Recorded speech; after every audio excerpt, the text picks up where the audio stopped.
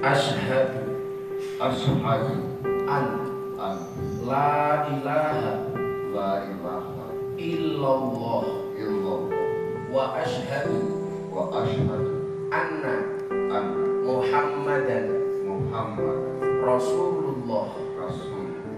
Assalamualaikum warahmatullahi wabarakatuh. Apa kabar sahabat beriman? Selamat datang di Magenta Islam. Kematian adalah misteri yang hanya Allah saja yang mengetahui. Ketika nama kita telah jatuh di lauh mahfuz, maka tak ada satu orang pun yang mampu mengingkari.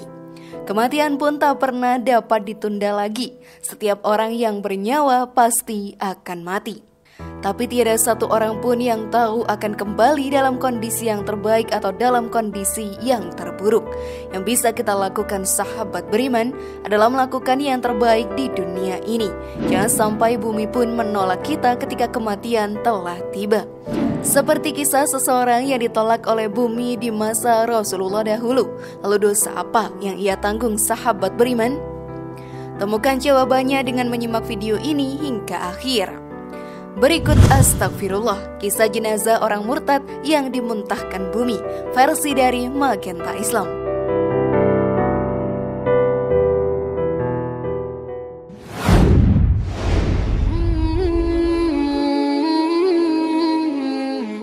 Kisah tentang jenazah yang ditolak bumi biasanya hanya kita lihat di televisi saja.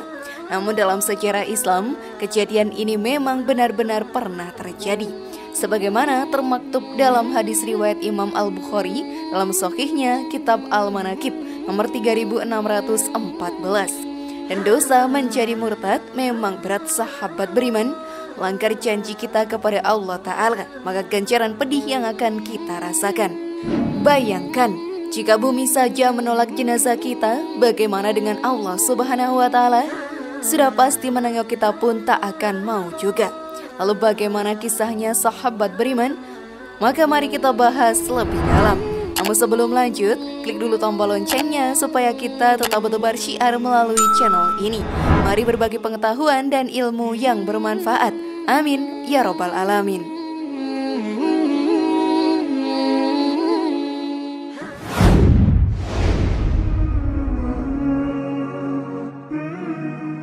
Dikisahkan bahwa ada seorang laki-laki Nasrani yang memutuskan untuk masuk Islam. Usai menjadi muslim, ia membaca surat Al-Baqarah dan Al-Imran. Laki-laki ini bahkan mendapatkan posisi yang cukup penting, yaitu sebagai sekretaris Rasulullah SAW. Bertugas sebagai sekretaris Rasulullah SAW merupakan posisi yang luar biasa dan hanya dapat ditempati oleh orang-orang terpilih saja. Mengingat pada masa itu belum banyak pula sahabat yang mampu membaca dan menulis. Meskipun demikian, rupanya keimanan si laki-laki itu hanya sebatas kerongkongan belaka. Hatinya mulai dirasuki keraguan hingga akhirnya ia rela meninggalkan Islam dan memilih kembali ke agamanya yang dahulu. Bukannya menyesal menjadi murtad sahabat beriman, laki-laki itu malah menyombongkan diri seraya berkata, "Tidak ada yang diketahui Muhammad melainkan hanya melalui apa yang aku tulis." Ia meremehkan Nabi Muhammad SAW. Ia menyangka bahwa Nabi SAW tidak akan mengetahui Al-Quran jika ia tak lagi menuliskan wahyu untuknya. Padahal Allah Subhanahu wa Ta'ala senantiasa menanamkan Al-Quran dalam hati Muhammad SAW. Siapa sangka, tak lama kemudian Allah Subhanahu wa Ta'ala mewafatkan laki-laki itu, sehingga ia mati dalam keadaan kafir. Maka kaum Nasrani pun menguburkannya.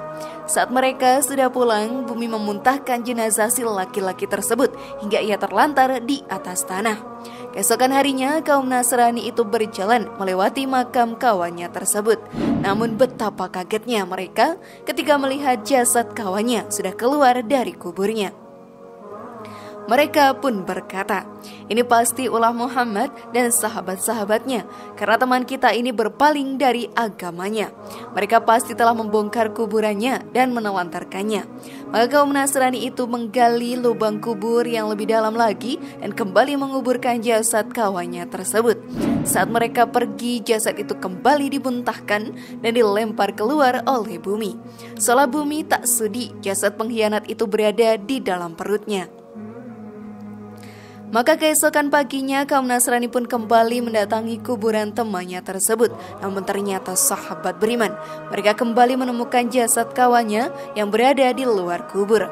Mereka pun kembali berkata, ini pasti ulah Muhammad dan sahabat-sahabatnya, karena teman kita ini berpaling dari agamanya. Mereka pasti telah membongkar kuburannya dan menelantarkannya. Maka mereka pun menggali kuburannya semakin dalam lagi, sedalam yang mereka mampu. Lalu mereka kuburkan lagi jasad kawannya itu. Namun bumi kembali menolak jasadnya dan memuntahkannya. Sungguh mengerikan, bukan sahabat beriman? Keesokan harinya, umat Nasrani itu kembali mengunjungi makam kawannya. Betapa kagetnya mereka ketika melihat jasad kawannya kembali berada di luar kuburnya. Mereka pun menyadari bahwa bumi telah menolak jasad kawannya ini. Dan tentu saja bukanlah perbuatan manusia.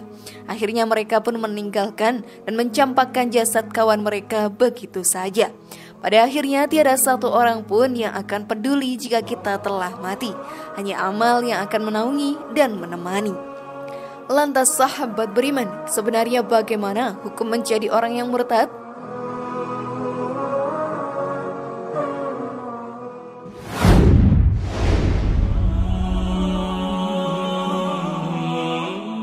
Hukum orang yang murtad.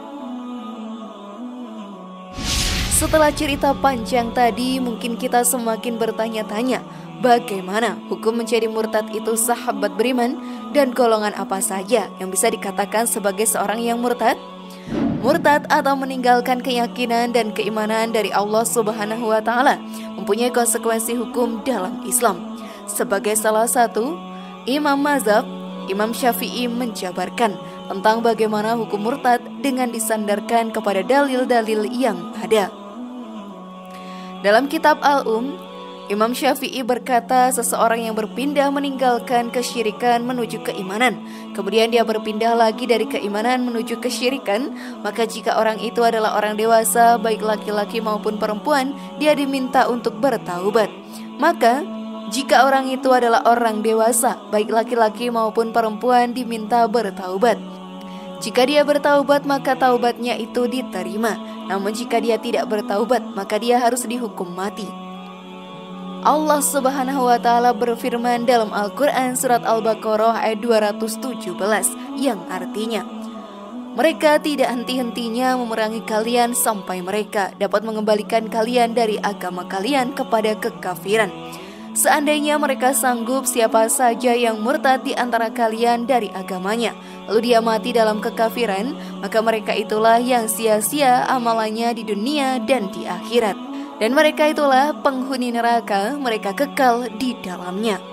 Imam Syafi'i juga berkata, seorang siqah atau adil dan sabit dalam periwayatan hadis dari kalangan sahabat kami mengabari dari Ilamat, dari Yahya bin Syaid, dari Abu Umamah bin Sahal Hanif, dari Utsman bin Affan, bahwa Rasulullah SAW bersabda, tidaklah halal darah seorang muslim kecuali dengan salah satu di antara tiga, yakni kafir setelah iman, berzina setelah menikah, dan membunuh seseorang bukan karena nyawa seseorang. Maksudnya bukan karena orang yang dibunuh itu memang harus dibunuh, karena dia membunuh seseorang. Imam Syafi'i menjelaskan kalimat kufur setelah iman, dan siapa yang menukar agamanya harus dihukum mati. Dalam hadis yang dikabarkan melalui Sayyidina Utsman bin Affan itu adalah pengertian yang menunjukkan bahwa siapa saja yang menukar agamanya, yang merupakan agama yang benar, bukan orang yang menukar agamanya dari agama selain Islam. Kemudian bagi siapa saja yang keluar dari agama selain Islam, lalu masuk ke dalam agama lain selain Islam, maka sesungguhnya orang itu sudah keluar dari kebatilan dan menuju kebatilan yang lainnya. Oleh sebab itu, sahabat beriman, menurut Imam Syafi'i, Orang yang melakukan hal tersebut tidak boleh dihukum mati karena dia sudah keluar dari kebatilan. Sebab hukuman mati hanya dapat dijatuhkan bagi orang yang keluar dari kebenaran. Sedangkan dalam Islam dikenal tidak ada agama yang lebih benar selain agama Islam.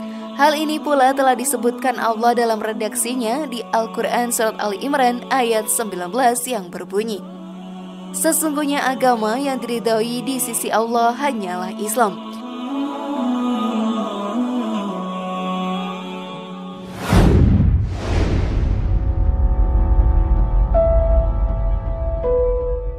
Bagaimana menurut kalian sahabat beriman? Sudah semakin pahamkah sekarang? Semoga informasi tadi bermanfaat ya dan membuat kita berpikir lebih bijak. Mari bangun Magenta Islam ini dengan cara klik tombol subscribe, like, share, dan aktifkan tombol loncengnya. Wassalamualaikum warahmatullahi wabarakatuh. Dan jangan lupa tonton video yang lainnya.